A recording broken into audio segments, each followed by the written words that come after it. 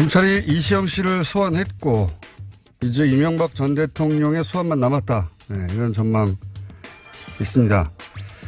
일요신문 강영석 기자 연결해서 이시영 씨 검찰 출석 그리고 다스의 위장 계열 회사 이야기 좀 나눠보겠습니다.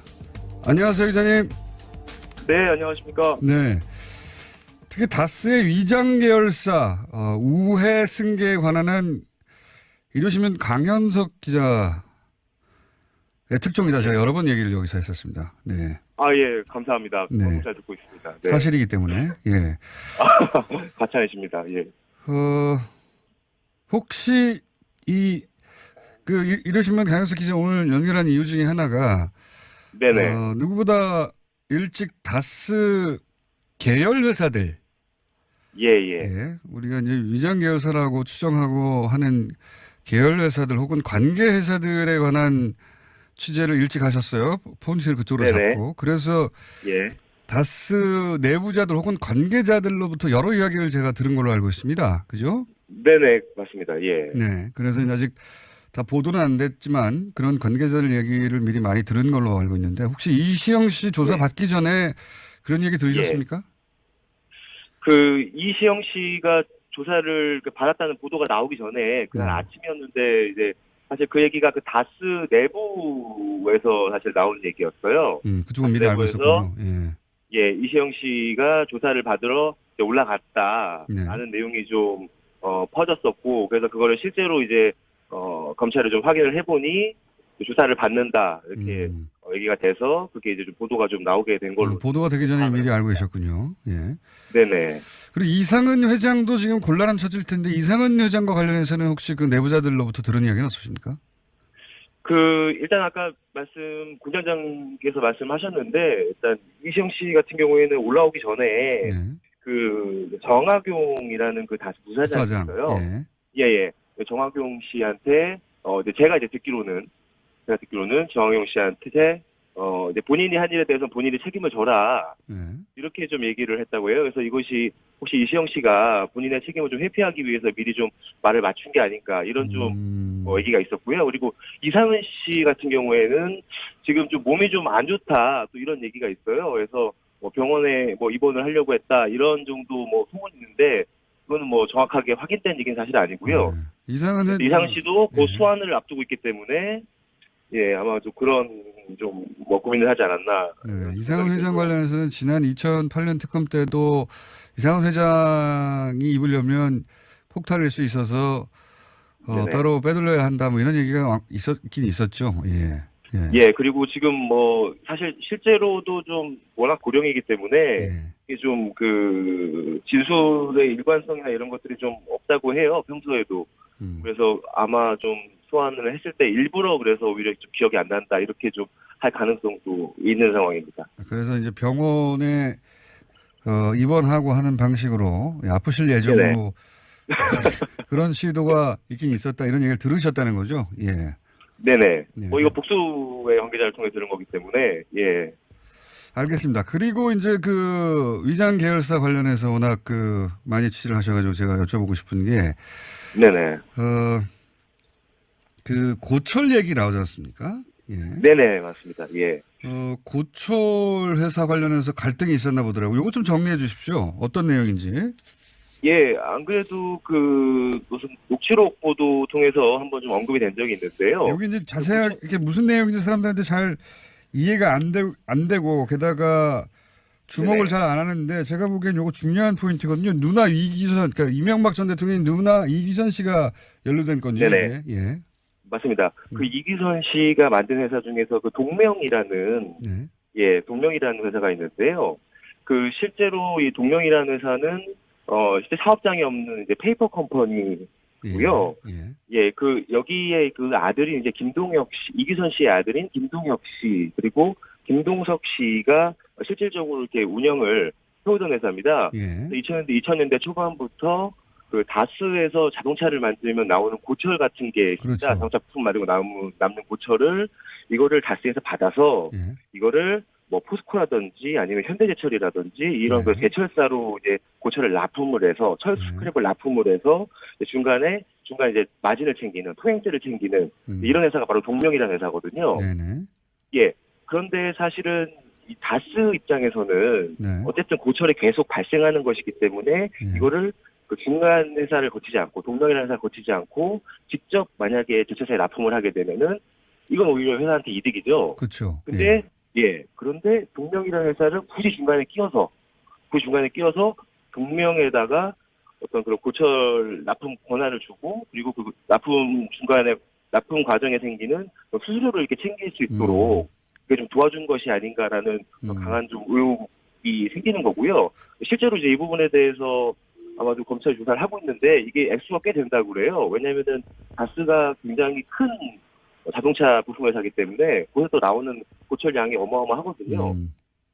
요 고철 납품하는 과정에서 실제로 동명이 돈을 챙겼다면은 이거는 결국에는 그 비장을 만든 걸로 볼 수 있지 않나. 그리고 실제로 얼마 전에 이제 뭐 그 어떤 대우조선해양이라든지 네.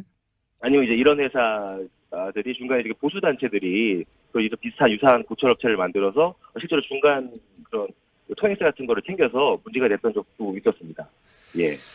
그러니까 요게 이제 그 언론을 통해서 그 녹취록으로 짧게 등장해가지고 그러니까 이동영 씨하고 뭐 갈등이 있는 대목으로 등장해서 고철업체 이게 도대체 어떤 갈등인가 의문을 가진 분들도 있을 텐데 고철업체가 그 관심의 대상이 아니어서 고철업체가 있긴 있었고 거기 갈등이 있나 보다 이 정도 하고 넘어갔는데 알고 보면 고철업체가 누나 이기선 씨 명의로 돼 있는 회사인데 근데 이 회사가 고철업체니까 당연히 무슨 업장이 있거나 처리 시설이 있어야 되는데 그건 전혀 없고 페이퍼 컴퍼니고 그죠? 네. 거쳐가는 거예요. 서류상만. 예. 네. 서류상만 있고 어차피 고철을 다스에서 받을 때는 화물 트럭 같은 거만 하나 있으면 되거든요. 예. 이런 그 화물 트럭 제 기상도 좀 통화를 해봤는데 그 화물 트럭에다가 고철을 그냥 실어서 바로 넘겨주는 거예요. 예. 근데 이제 그거는 일은 사실은 그런 그 화물 운전 기사분이 다 하고 돈은 중간에 어떻게 보면은 그렇죠. 이명박 일가가 챙겼다고 볼 수 있는 거고요. 중간 다스가 이 고철업체 없이 바로 그냥 팔면 되는 것을 페이퍼상에 회사를 하나 둬서 하는 일은 없이 중간에 수수료만 챙겨갔다는 거잖아요.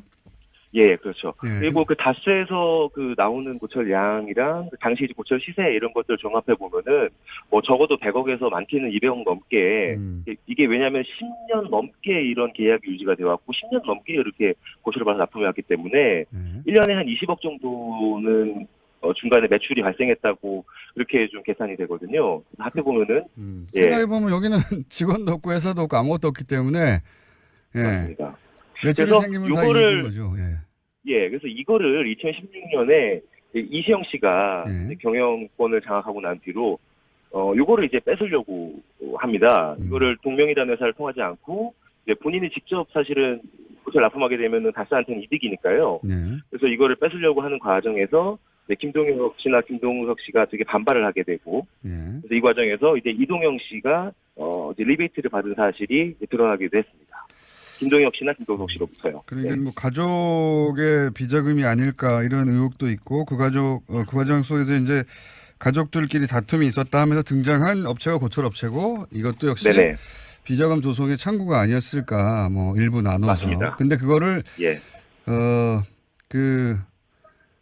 그 실제로 이제 이동영 씨 같은 경우에도 그 녹취록을 보면은 이제 본인이 그 리베이트 받은 돈을 뭐 MB나 이상들에게 줬어. 이제 이런 표현이 있는 걸로 봐서는 이런 고철 중간 납품 과정에서 생기는 돈을 MB 일가가 나누지 않았나 이런 좀 의혹이 생깁니다. 알겠습니다. 그런데 이제 이게 관련해서 이제 내부자들은 말들이 많았을 거 아닙니까? 뻔하니까 보이기에. 네네, 맞습니다. 이 업체가 끼일 이유가 없는데 끼었기 때문에 그리고 오랫동안 10년 이상 끼었고 거기서 돈이 당연히 회사로 들어와야 될 이익이 이 고철업체로 빠졌으니까 회사 내에서도 말들이 많았을 텐데 이 돈이 어디로 갔다? 그러니까 뭐 10년, 20년씩 같은 회사에 근무하다 보면 대략 회사의 이야기가 대부분 정통할 경우가 있거든요. 뭐 아닌 경우도 있긴 합니다만 관계자들은 이 돈이 결국 어디로 갔다고 추정들을 합니까? 이건 이제 추정이라고 전제하고 얘기하자면 취재하신 바에 의하면 추정이라고 전제하고 말씀을 드리면 이 돈은 결국에는 이기선 씨 일가도 일부를 수수하고 그렇겠죠 당연히 그건. 예. 네, 중간에 수수하고 남은 돈들을 다시 모아서 예를 들어서 이제 MB라든지 아니면은 이상은 씨한테 좀 흘러간 것이 아닌가라고 좀 추정이 되고요. 그 나중에는 MB한테 흘러간 돈은 뭐 다시 뭐 예를 들어서 이시영 씨라든지 이런 데 다시 또 흘러갔을 가능성도 뭐 결국 가족에게 갔을 것이다 당연히. 예. 네네. 알겠습니다. 오늘 여기까지 할 텐데. 네. 혹시 아직 취재 중이기만 해서 매우 의심되는 사안이고 기사로는 쓰지 않았지만 기왕 연결된 김에 어느 쪽을 지금 취재하고 계신지 한번 살짝 얘기해 주시면 안 됩니까? 네. 그쪽 분야, 이 계열사 분야는 지금 아주 멀리 앞서신 분이에요, 강현석 기자가. 예. 최근에 이제 다스 이제 MB의 비자금 창구로 지목이 됐던 금강이라는 회사가 있었는데요. 금강 그렇죠. 예. 제가 예전에 한번 다스가 뭐 이렇게 부도가 날 수 있다라는 내부 얘기가 있다. 네네네. 들은 적이 있는데 금강도 마찬가지 형태로 최근에 은행권의 대출 압박이 심해서 회사가 좀 버틸 수가 없다. 그리고 이제 금강이라는 회사에서 일하는 직원들을 좀 정리하려고 한다. 회사가 어려우니 구조조정하려고 한다. 금강도 사실 또 이런 소문이 같이 지금 흘러나오는. 위장 계열사 의혹을 받고 지금 검찰 수사도 받고 있다 보니까 회사 아예 접어버리려고 하는 네네 그런 이야기가 돌고 있다. 네네 맞습니다. 그렇군요. 예, 요 사안이 좀 더 취재가 되면 예 다시 한번 연결하도록 하죠. 오늘 말씀 감사합니다. 네 감사합니다. 십니까? 일단 아까 군장장께서 말씀하셨는데 일단 이시영 씨 같은 경우에는 올라오기 전에 정학용이라는 다스 부사장이 있어요. 예. 정학용 씨한테 이제 제가 듣기로는 정학용 씨한테 이제 본인이 한 일에 대해서 본인이 책임을 져라.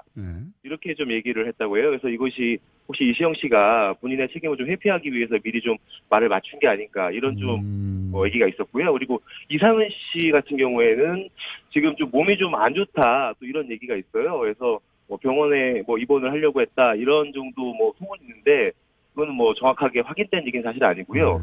이상은 씨도 소환을 앞두고 있기 때문에 아마 좀 그런 고민을 하지 않았나. 이상은 회장 관련해서는 지난 2008년 특검 때도 이상은 회장이 입으려면 폭탄일 수 있어서 따로 빼돌려야 한다 이런 얘기가 있긴 있었죠. 그리고 지금 사실 실제로도 좀 워낙 고령이기 때문에 이게 좀 진술의 일관성이나 이런 것들이 좀 없다고 해요. 평소에도. 그래서 아마 좀 소환을 했을 때 일부러 그래서 오히려 좀 기억이 안 난다 이렇게 좀 할 가능성도 있는 상황입니다. 그래서 이제 병원에 입원하고 하는 방식으로 아프실 예정으로 그런 시도가 있긴 있었다 이런 얘기를 들으셨다는 거죠? 예. 네네. 이거 복수의 관계자를 통해 들은 거기 때문에 알겠습니다. 그리고 이제 위장 계열사 관련해서 워낙 많이 취재를 하셔가지고 제가 여쭤보고 싶은 게 네네. 고철 얘기 나오지 않습니까? 네네 맞습니다. 고철 회사 관련해서 갈등이 있었나 보더라고요. 이거 좀 정리해 주십시오. 어떤 내용인지. 안 그래도 무슨 녹취록 보도 통해서 한번 좀 언급이 된 적이 있는데요. 여기 이제 맞습니다. 매출이 생기면 다 이긴 거죠. 그래서 이거를 2016년에 이시영 씨가 경영권을 장악하고 난 뒤로 요거를 이제 뺏으려고 합니다. 이거를 동명이라는 회사를 통하지 않고 본인이 직접 사실은 고철 납품하게 되면은 다스한테는 이득이니까요. 그래서 이거를 뺏으려고 하는 과정에서 김동혁 씨나 김동석 씨가 되게 반발을 하게 되고, 그래서 이 과정에서 이제 이동영 씨가 이제 리베이트를 받은 사실이 드러나기도 했습니다. 김동혁 씨나 김동석 씨로부터요. 그러니까 가족의 비자금이 아닐까 이런 의혹도 있고 그 과정 속에서 이제 가족들끼리 다툼이 있었다 하면서 등장한 업체가 고철 업체고 이것도 역시 비자금 조성의 창구가 아니었을까 일부 나눠서. 맞습니다. 근데 그거를 그 실제로 이제 이동영 씨 같은 경우에도 그 녹취록을 보면은 이제 본인이 그 리베이트 받은 돈을 뭐 MB나 이상들에게 줬어. 이제 이런 표현이 있는 걸로 봐서는 이런 고철 중간 납품 과정에서 생기는 돈을 MB 일가가 나누지 않았나. 예, 이런 좀 의혹이 생깁니다. 알겠습니다. 그런데 이제 이게 관련해서 이제 내부자들은 말들이 많았을 거 아닙니까? 뻔하니까 보이기에. 네네, 맞습니다. 네, 이 업체가 끼일 이유가 없는데 꼈기 때문에 그리고 오랫동안 10년 이상 끼었고 거기서 돈이 당연히 회사로 네. 들어와야 될 이익이 이 고철업체로 빠졌으니까 회사 내에서도 말들이 많았을 텐데 네네. 이 돈이 어디로 갔다? 그러니까 뭐 10년, 20년씩 같은 회사에 근무하다 보면 대략 네.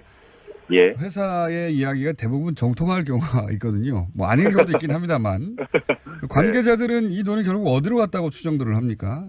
이건 이제 추정이라고 전제하고 얘기하자면 취재하신 바에 의하면 추정이라고 전제하고 말씀을 드리면 이 돈은 결국에는 이기선 씨 일가도 일부를 수수하고 그렇겠죠 당연히 그리고 그건. 예. 이제 뭐 어떤 대우조선해양이라든지 네. 아니면 이제 이런 회사들이 중간에 이렇게 보수 단체들이 또 이런 비슷한 유사한 고철업체를 만들어서 실제로 중간 그런 통행세 같은 거를 챙겨서 문제가 됐던 적도 있었습니다. 예. 그러니까 요게 이제 그 언론을 통해서 그 녹취록으로 짧게 등장해가지고 그러니까 이동영 씨하고 뭐 갈등이 있는 대목으로 등장해서 고철업체 이게 도대체 어떤 갈등인가 의문을 가진 분들도 있을 텐데 고철업체가 그 관심의 대상이 아니어서 고철업체가 있긴 있었고 거기 갈등이 있나 보다 이 정도 하고 넘어갔는데 알고 보면 고철업체가 누나 이기선 씨 명의로 돼 있는 회사인데 근데 이 회사가 고철업체니까 당연히 무슨 업장이 있거나 처리 시설이 있어야 되는데 그건 전혀 없고 페이퍼 컴퍼니고 그죠? 네.